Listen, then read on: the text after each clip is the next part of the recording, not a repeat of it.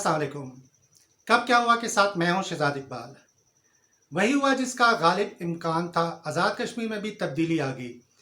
इंतखाबी मार्का कप्तान की टीम ने सर कर लिया। 45 नशस्तों में से अब तक के गैर सरकारी और गैर हतमी नताइज के मुताबिक पाकिस्तान तहरीक इंसाफ ने 25 नशस्तों पर कामयाबी हासिल की है। पीपल पार्टी को 11 और हुक्मरान जमात मुस्लिम लीग नून को 6 नशस्तें मिली हैं। वादी और जम्मू की कुल 12 नशस्तें जो पाकिस्तान में हैं, उनमें से 9 पर पीटीआई, 2 पर नून लीग और 1 पर पीपल पार्टी को कामयाबी मिली है।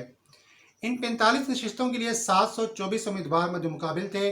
पीटीआई वो वाहिद जमात थी जिसने तमाम नशस्तों पर अपने उम्मीदवार खड़े किए, जबकि नून लीग और पीपल पार्टी ने 44 सीटों पर उम्मीदवार खड़े किए थे। इलेक्शन के लिए 4000 सिक्योरिटी एहलकारों ने पोलिंग स्टेशन की निगरानी की और इलेक्शन का किसी हद तक पुरअमन इनेकाद को यकीनी बनाया। इस मौके पर एक अफसोसनाक वाकया भी पेश आया जब सिक्योरिटी फोर्सेज की गाड़ी खाई में गिर गई, जिसमें 4 एहलकार शहीद हो गए। आज़ाद कश्मीर में वोटर्स का टर्न ओवर 58% रहा। पिछले इलेक्शन में 70% था। कुल डाले गए वोटों में से पीटीआई को 32, नून लीग को 26 और पीपल पार्टी को 18% वोट पड़े। नून लीग को वोटों की तादाद ज़्यादा है, लेकिन इसकी सीटें पीपल पार्टी से कम है। इसमें कोई अचंभे की बात नहीं है, ऐसा होता रहता है। इलेक्शन कमीशन आज़ाद कश्मीर के मुताबिक मजमूई तौर पर इलेक्शन पुरअमन रहे। 16 पोलिंग स्टेशन पर हालात ख़राब होने से 2 हलाकतें हुई। हलाक होने वाले अफराद का ताल्लुक पीटीआई से बताया जाता है। Chief election commission Azad Kashmir के मुताबिक जिन हलकों में झगड़े और फायरिंग के नतीजे में हलाकतें हुई हैं, वहां तशद्दुद करने वालों के खिलाफ कार्रवाई की जा रही है। कार्रवाइयां तो चलती रहती हैं, लेकिन जमहूरी जमातें चंद गोलियों, चंद लाशों की कुर्बानी से मजलूम बनने का ड्रामा तर्क नहीं करती। इस वक्त नून लीग और पीपल पार्टी दोनों ही अपने अपने तौर पर धांधली का शोर मचा रही हैं। आज़ाद कश्मीर में हुकूमत नून लीग की है, इंतजामिया उनकी है। गोलियां मुबैना तौर पर पीपल पार्टी के कारकुनों ने चलाई हैं, लेकिन इल्ज़ामात वफाकी हुकूमत पर लग रहे हैं। ऐसा लगता है कि हमारे यहाँ आज भी इलेक्शन ज़ातियात और अना का मसला बना हुआ है और सारी सियासत शख्सियात के गिर्द घूमती है।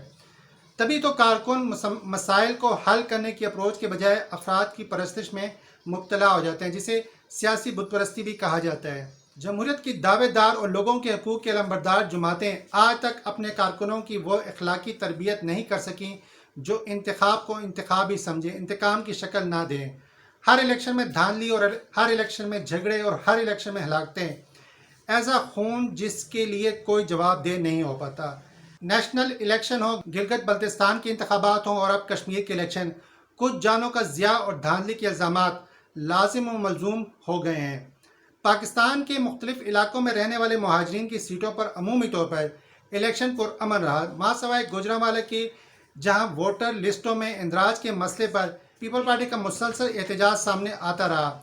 श्री रहमान ने इल्ज़ाम लगाया कि मुनज़्ज़म तरीके से धांधली की जा रही है, जिस पर सेक्रेटरी इलेक्शन कमीशन का कहना था कि जिस हद तक शफाफ वोटर्स लिस्ट बनाई जा सकती थी वो उन्होंने बनाई।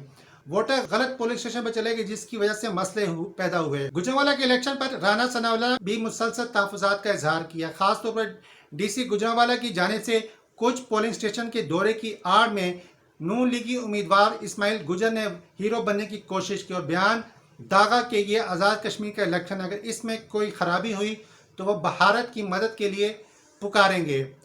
अगरचे बाद में उनकी हालत खसियानी बिल्ली खंबा नोचों वाली हो गई थी, लेकिन सवाल ये है कि ये किस किस्म की सियासी तरबियत है जिसमें भारत को पुकारा जा रहा है। ये मामला सिर्फ शोकाज नोटिस से हल होने वाला नहीं है। इलेक्शन पहले भी होते रहे, नून लीग भी जीती रही है और पीपल पार्टी भी, लेकिन तब तो किसी ने ऐसी बात नहीं। सवाल ये पैदा होता है कि आखिर अब इसकी ज़रूरत क्यों पेश आई।